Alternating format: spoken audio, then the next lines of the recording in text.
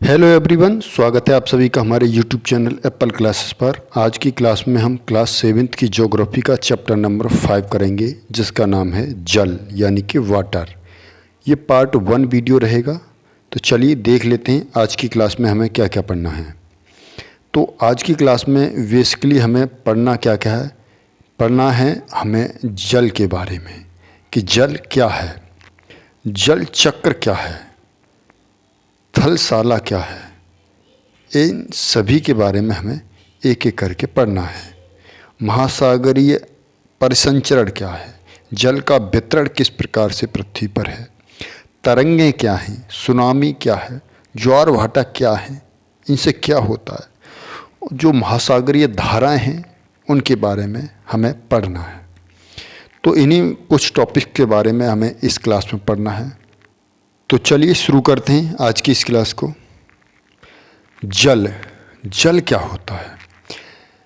जल जैसे ही हमारे जहन में आता है तो इसका मतलब हमारे दिमाग में कई तरह की प्रतिक्रियाएं सामने आने लगती। जल मतलब नदी, तालाब, झरने, झील, समुद्र, महासागर, वर्षा का जल, जमीन का जल, इस तरह की प्रतिक्रियाएं हमारे सामने आने लगती। तो जल क्या होता है। इन सभी स्थानों पर जो पानी पाया जाता है उसी को हम जल कहते हैं। जल का प्रयोग नहाने, खाने, धोने तथा विभिन्न उद्योगों में किया जाता है, उसी को हम जल कहते हैं। जल हमारे लिए बहुत ही ज़्यादा इम्पोर्टेंस है। जल का प्रयोग हम अपने लिए जीवन में करते हैं। प्यास लगती है तो हम जल को पीते हैं। तो इस तरह से कहें कि जल हमारे जीवन में एक बहुत ही महत्वपूर्ण भूमिका निभाता है। जल के बिना जीवन संभव नहीं है, उसी को हम जल कहते हैं। बात करें जल चक्र की, तो जल चक्र क्या होता है। जिस प्रक्रम में जल लगातार अपनी स्वरूप को बदलता है और वह महासागर से वायुमंडल और वायुमंडल से धरती के बीच लगातार चक्कर लगाता है, उसको हम जल चक्र कहते हैं। उसको क्या कहते हैं हम? जल चक्र कहते हैं। जैसे इस फिगर में आप देखिए, ये समुद्र है, महासागर है।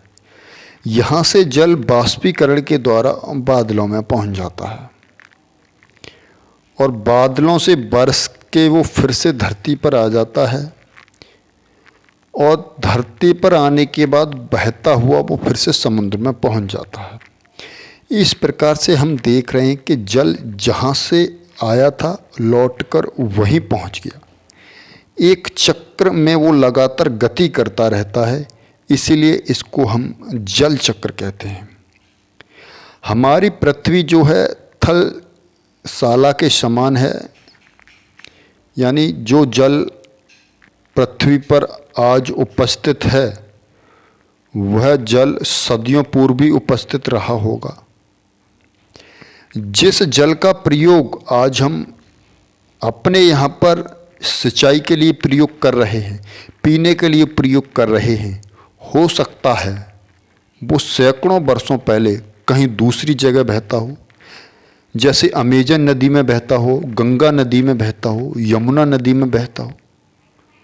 लेकिन चक्र लगाता हुआ वहाँ से बाष्पीकरण हुआ और होने के बाद वर्षा के द्वारा हमारे यहाँ पर बरस गया और वहाँ से वो जल ग्राउंड वाटर बन गया और आज उस जल को हम नल के द्वारा निकाल कर अपने खाने, पीने, नहाने, धोने में यूज करते हैं।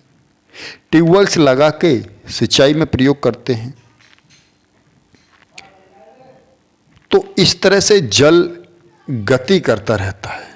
जल ना तो हम नष्ट कर सकते, ना ही जल को हम उत्पन्न कर सकते। जल स्थिर रहता है, वो अपने स्वरूप को बदल बदल के एक स्थान से दूसरे स्थान पर गति भी करता रहता है। अलवड़ जल का मुख्य स्रोत नदी, ताल और सोते तथा हिमनद हैं। अलवड़ जो जल है वो नदियों में, तालों में, सोतों में और हिमनद यानी ग्लेशियरों के रूप में हमें मिलता है। महासागर जिनमें बहुत बड़े मात्रा में जल होता है, समुद्र इनमें भी काफ़ी मात्रा में जल होता है। ये जो जल होता है वो लवणीय जल होता है। इसका उपयोग खाने पीने, नहाने धोने और खेती के कार्यों में नहीं किया जा सकता।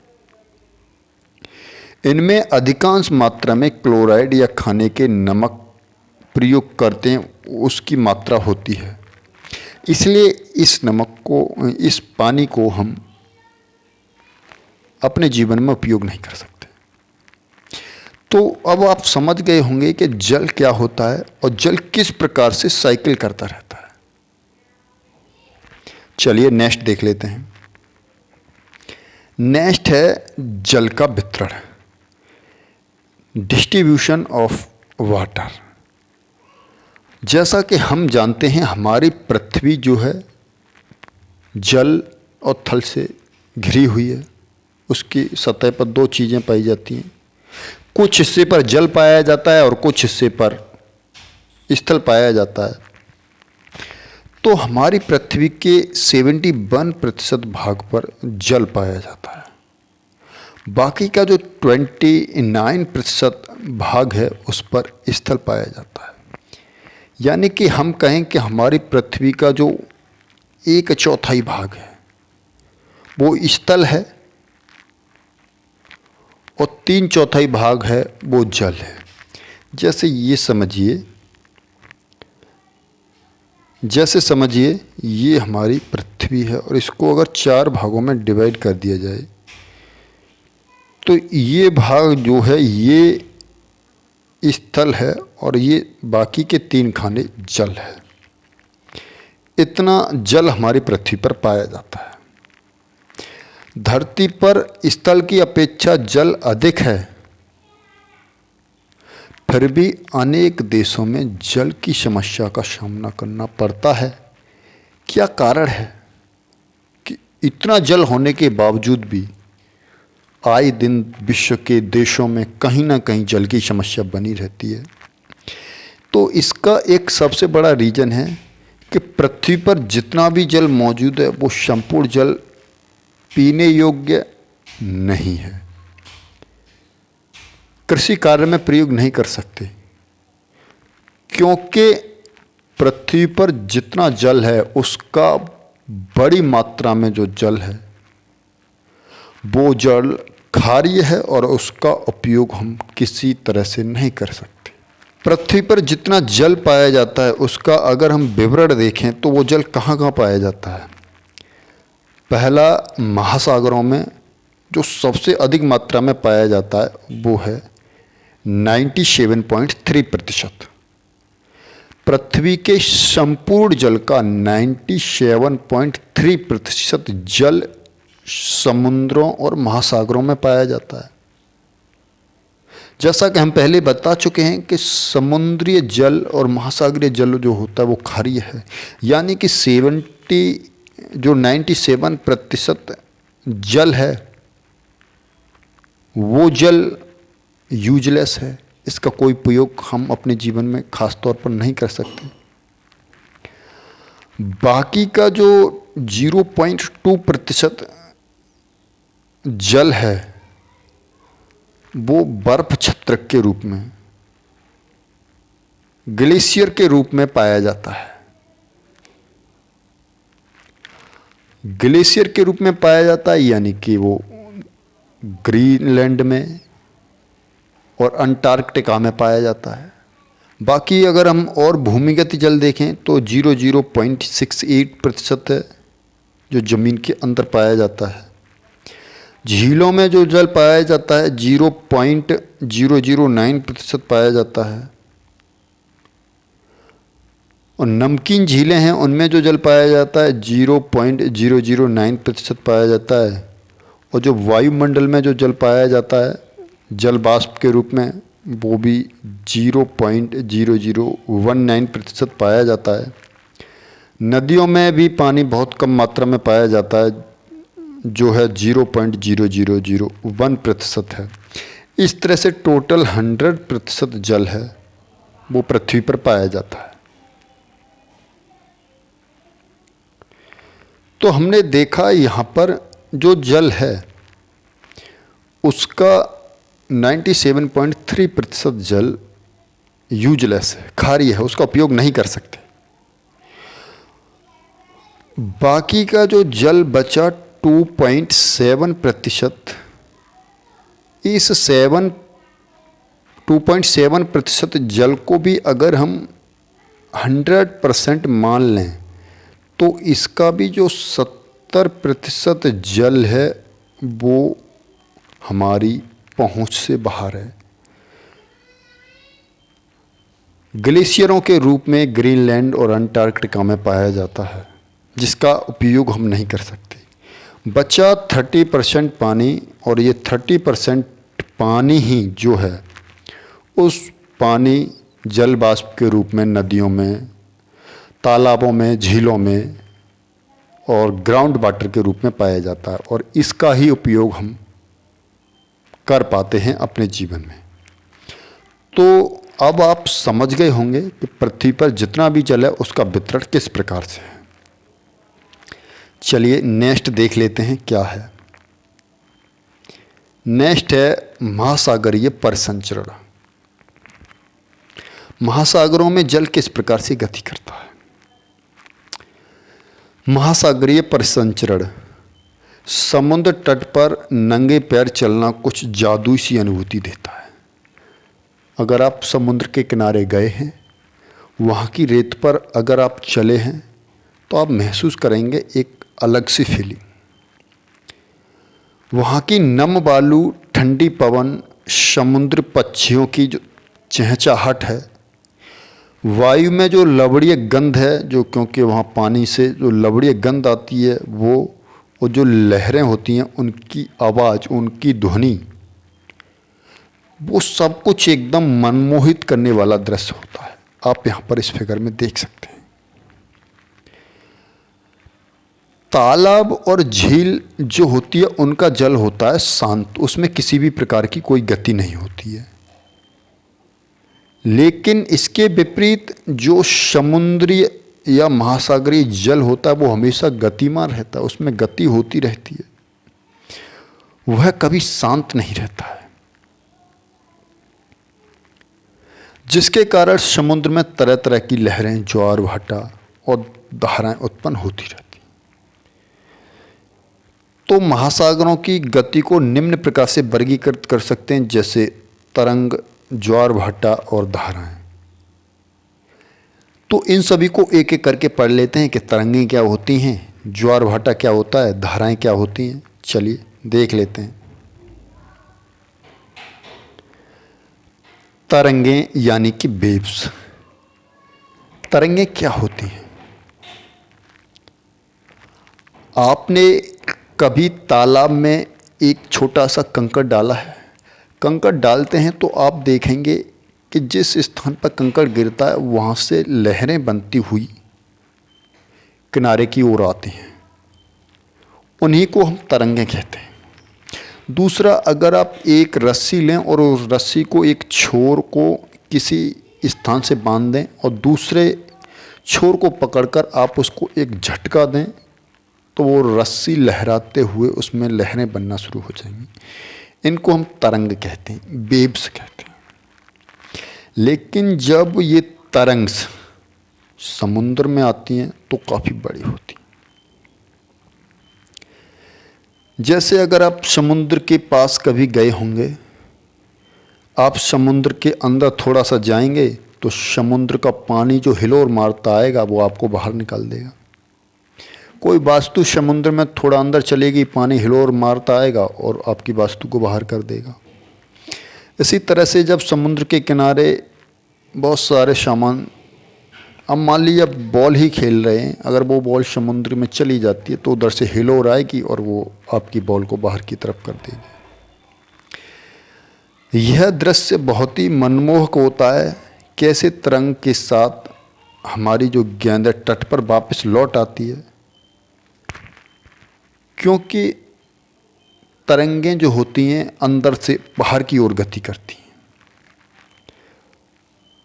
जब समुद्र का जो जल होता है बड़ी मात्रा में लगातार उठता और गिरता है, कभी ऊपर जाता है कभी नीचे आता है, तो इसको हम तरंग कहते हैं। क्या कहते हैं? तरंग कहते हैं। समुद्र में जो तरंगें आती हैं तेज गति से चलने वाली हवाओं के कारण आती हैं। समुद्र में भूकंपीय जो आपदाएं होती हैं, भूकंप आते हैं, तो उनके कारण बड़ी मात्रा में पानी एक स्थान पर विस्थापित होता है, जिसके कारण समुद्र में हिलोरें उत्पन्न हो जाती हैं और उन्हीं को हम तरंगें कहते हैं। आप इस फिगर में तरंग के स्वरूप को देख सकते हैं। ये समुद्र पानी और यहाँ से काफ़ी ऊंचा उठ गया, तो ये क्या है? तरंग है। आई होप कि अब आप तरंग के बारे में जान गए होंगे। चलिए नेक्स्ट पॉइंट को देखते हैं। नेक्स्ट पॉइंट है हमारा सुनामी। सुनामी क्या होता है? सुनामी भी एक तरह से तरंग ही होती है। तूफान में वायु तेज चलने पर इस प्रकार की तरंगें उठती हैं। जब बड़ी तेज गति से जो तूफान चलते हैं, काफ़ी तेज गति के साथ चलते हैं, तो समुद्र के पानी को बड़ी मात्रा में हिलोर के रूप में कर देते हैं और वो पानी काफ़ी ऊंचाई तक उठ जाता है। इस प्रकार की जो तरंगें होती हैं काफ़ी ज़्यादा विनाशकारी होती हैं, बड़ी मात्रा में समुद्र तटीय क्षेत्रों में विनाश कर देती हैं। ऐसी तरंगें भूकंप, ज्वालामुखी उद्गार या जल के नीचे जो लैंडस्लाइड होता है, भूस्खलन होता है, उसके कारण होती हैं।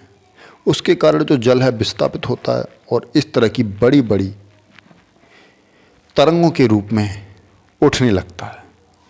जब ये तरंग काफ़ी ज़्यादा ऊंची होती हैं तो ये सुनामी कहलाती हैं। इसके परिणाम स्वरूप 15 मीटर की ऊंचाई तक वाली विशाल ज्वारीय तरंगें उठ सकती हैं, उसको हम सुनामी कहते हैं। यानी जब तरंगों की ऊंचाई काफ़ी ज़्यादा होती है, 15-20 मीटर तक होती है। आप इस फिगर में देख सकते हैं, ये समुद्र तटीय क्षेत्र है और यहाँ पर जो तरंगें हैं वो काफ़ी ऊंची दिखाई दे रही हैं। अब ये सुनामी में बदल गई हैं।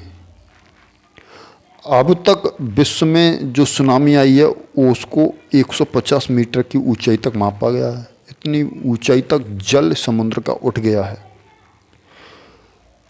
और उस समय समुद्र में 7000 प्रति किलोमीटर की घंटा से गति से जो हवा थी वो चल रही थी। भारत में भी 2004 में सुनामी आई, जिसने बड़ी मात्रा में तटीय क्षेत्रों में विनाश किया, अत्यधिक नुकसान पहुंचाया। सुनामी के बाद भारत का जो सबसे दक्षिणतम पॉइंट है अंडमान निकोबार में, इंदिरा पॉइंट, वो पानी में डूब गया था। इतनी तेज सुनामी आई थी। 2004 का ये हादसा है और उसने बड़ी पैमाने पर भारत के समुद्री तटीय क्षेत्रों में नुकसान पहुंचाया। अंडमान निकोबार में भी बड़ी मात्रा में नुकसान पहुंचाया। आप यहाँ पर ये सुनामियों को देख सकते हैं। चलिए नेक्स्ट पॉइंट पर डिस्कस कर लेते हैं। नेक्स्ट पॉइंट है ज्वार भाटा। ज्वार भाटा क्या होता है? ज्वार भाटा होता है समुद्र या महासागरीय जो जल है दिन में नियमित रूप से 2 बार ऊपर उठता है और गिरता है। इसी जल को ऊपर उठने और गिरने को हम ज्वार भाटा कहते हैं। जब सर्वाधिक ऊंचाई तक जल उठकर तट के बड़े हिस्से को डुबो देता है तो उसे हम ज्वार कहते हैं। समुद्र का जल जब ऊपर उठता है तो जो तटीय क्षेत्र हैं उसमें बड़े मात्रा में वो बहुत सारे क्षेत्र को जल में डुबो देता है, उसे हम ज्वार कहते हैं। और जब जल अपने निम्नतम स्तर पर आ जाता है, पीछे लौट जाता है, ऊपर उठने के बाद वापस आया और ये पीछे की तरफ चला गया, तो इसको हम भाटा कहते हैं। ये स्थिति बनती कैसे है? तो ये बनती है सूर्य चंद्रमा के शक्तिशाली गुरुत्वाकर्षण के कारण। पृथ्वी की सतह पर ज्वार भाटे आते हैं, तो सूर्य और जो चंद्रमा होता है वो जल की सतह पर गुरुत्वाकर्षण बल लगाता है, जिसके कारण जो समुद्री जल है ऊपर की तरफ उठता है। जब पृथ्वी का जल चंद्रमा के निकट होता है उस समय चंद्रमा गुरुत्वाकर्षण बल से जल को आकर्षित करता है, जिसके कारण उच्च ज्वार आते हैं। बड़ी मात्रा में ऊंची ऊंची लहरें उठती हैं पानी की, तो उसे हम उच्च ज्वार कहते हैं। पूर्णिमा एवं अमावस्या के दिनों में सूर्य, चंद्रमा और पृथ्वी तीनों एक सीध में होते हैं। इस समय सबसे ऊंचे ऊंचे ज्वार उठते हैं। इनको हम बेहद ज्वार कहते हैं। आप इस स्थिति में देख सकते हैं सूर्य, पृथ्वी, चंद्रमा तीनों एक सीध में हैं। इस समय जो समुद्र में ज्वार भाटा आता है उसे हम बेहद ज्वार कहते हैं। तो अब आप ज्वार भाटा की कुछ समझ आ गई होगी आपके लिए। अभी चलो कुछ और पॉइंट्स देख लेते हैं इसमें। लेकिन चंद्रमा अपने प्रथम और अंतिम चतुर्थांश में होता है, यानी कि चंद्रमा पृथ्वी से 90 डिग्री के एंगल पर होता है, अप या डाउन की स्थिति में होता है। तो चांद एवं सूर्य का गुरुत्वाकर्षण बल जो होता है वो महासागर पर विपरीत दिशाओं में लगता है। इसके परिणाम स्वरूप निम्न ज्वार भाटा आता है। ऐसे को हम लघु ज्वार कहते हैं। लघु ज्वार का ज़्यादा उपयोग कुछ है नहीं, लेकिन जो उच्च ज्वार होते हैं वो ज्वार नौका संचालन में काफ़ी मददगार साबित होते हैं। यह जल स्तर तक की ऊंचाई तक पहुंचाते हैं और जो बड़े बड़े जहाज होते हैं उनको बंदरगाह तक लाने में काफ़ी मदद करते हैं उच्च ज्वार। उच्च ज्वार जब आती हैं तो मछलियां बड़ी मात्रा में समुद्र के किनारे पर आ जाती हैं, जिससे मछलियों को पकड़ने में काफ़ी आसानी होती है। और बहुत से स्थानों पर तो ज्वार भाटा से जो जल का उतार चढ़ाव होता है उसका प्रयोग करके विद्युत का उत्पादन किया जाता है। भारत में भी कई जगह किया जाता है। कई देशों में ज्वार भाटे का जो जल होता है उसका प्रयोग विद्युत उत्पादन में करते हैं। तो अब आप ज्वार भाटा समझ गए होंगे ये क्यों आता है और कैसे आता है, उच्च ज्वार क्या होता है और निम्न ज्वार क्या होता है। चलिए कुछ एक और पॉइंट इसमें शायद रह गया है, उसको और देख लेते हैं। महासागरीय धाराएं। महासागरीय धाराएं क्या हैं? महासागरीय धाराएं होती हैं समुद्र का जल जिधर जिधर गति करता है उन्हें हम महासागरीय धाराएं कहते हैं। तो महासागरीय धाराएं निश्चित दिशा में महासागरीय सतह पर नियमित रूप से बहने वाली जल धाराएं होती हैं। महासागर में जो जल होता है एक निश्चित दिशा में लगातार बहता रहता है, उसको हम महासागरीय धाराएं कहते हैं। महासागरीय धाराएं दो प्रकार की होती हैं, एक होती है गर्म और एक होती है ठंडी। दो प्रकार की धाराएं होती हैं, एक गर्म और एक ठंडी। जो गर्म जल धाराएं होती हैं वो सामान्यतः भूमध्य रेखा के आसपास पाई जाती हैं और उनकी जो गति होती है वो गति ध्रुवों की ओर होती है। जो गर्म जल धाराएं होती हैं वो अपनी गति को ध्रुवों की ओर रखती हैं, जबकि ठंडी जल धाराएं होती हैं वो ध्रुवों और उच्च अक्षांश से उष्णकटिबंधीय क्षेत्रों की ओर आती हैं या निम्न अक्षांशों की ओर प्रभावित होती हैं। तो हम ये कहें गर्म जल धाराएं होती हैं वो भूमध्य रेखा से ध्रुवों की ओर गति करती हैं और जो ठंडी जल धाराएं होती हैं वो जल धाराएं ध्रुवों से भूमध्य रेखा की ओर गति करती हैं। जैसे आप यहाँ पर मानिए ये हमारी पृथ्वी, ये हमारी भूमध्य रेखा, तो भूमध्य रेखा के आसपास काफ़ी मात्रा में गर्मी पड़ती है, तो ये जल इधर की तरफ गति करता है और यहाँ से ये इधर की तरफ गति करता है। हम जैसा कि हम जानते हैं, जो ध्रुव होते हैं वहाँ पर जो पानी होता है वो ठंडा होता है। ठंडा होने के कारण यहाँ का जो पानी है वो जल है इधर की तरफ गति करेगा, इधर की तरफ गति करेगा। तो ठंडी जलधाराएं भूमध्य रेखा से ध्रुवों की ओर गति करती हैं, और जो गर्म जलधाराएं होती हैं वो गर्म जलधाराएं, यानी कि जो गर्म जलधाराएं होती हैं वो भूमध्य रेखा से ध्रुवों की ओर गति करती हैं, और जो ठंडी जलधाराएं होती हैं वो ध्रुवों से भूमध्य रेखा की ओर गति करती हैं। आई होप कि अब आप समझ गए होंगे महासागरीय धाराएं किस प्रकार से गति करती हैं। जैसे लिब्राडोर महासागरीय धाराएं शीत जलधारा है, और शीत जलधारा है तो यह ध्रुवों से भूमध्य रेखा की ओर गति करती है। जबकि गल्फ स्ट्रीम जो जलधारा है वो गर्म जलधारा है, और ये भूमध्य रेखा से ध्रुवों की ओर गति करती है। महासागरीय धाराएं किसी क्षेत्र के तापमान को प्रभावित करती हैं। जहाँ पर महासागरीय धाराएं बहती हैं वो उस स्थान के तापमान को प्रभावित करती हैं। जहाँ गर्म जलधाराएं बहती हैं वो गर्म जलधाराएं उस स्थान के तापमान को गर्म कर देती हैं। जिस स्थान पर गर्म और शीत धाराएं मिलती हैं वह स्थान मछली पालन के लिए सर्वाधिक इम्पोर्टेंट माना जाता है, सबसे महत्वपूर्ण, सबसे अच्छा माना जाता है। जापान के आसपास एवं उत्तर अमेरिका के पूर्वी घाट इसके उदाहरण हैं, जहाँ पर गर्म और ठंडी जलधाराएं मिलती हैं। जहाँ गर्म और ठंडी जलधाराएं मिलती हैं वहाँ पर कोहरे जैसा मौसम बना रहता है। आपने कोहरा देखा होगा, इस तरह का मौसम बना रहता है, जिसके कारण ऐसे स्थानों पर जो नौका संचालन होती है उसमें बाधा उत्पन्न होती है, क्योंकि रास्ते साफ दिखाई नहीं देते। समुद्र में साफ किधर जाना है ये साफ दिखाई नहीं देता है।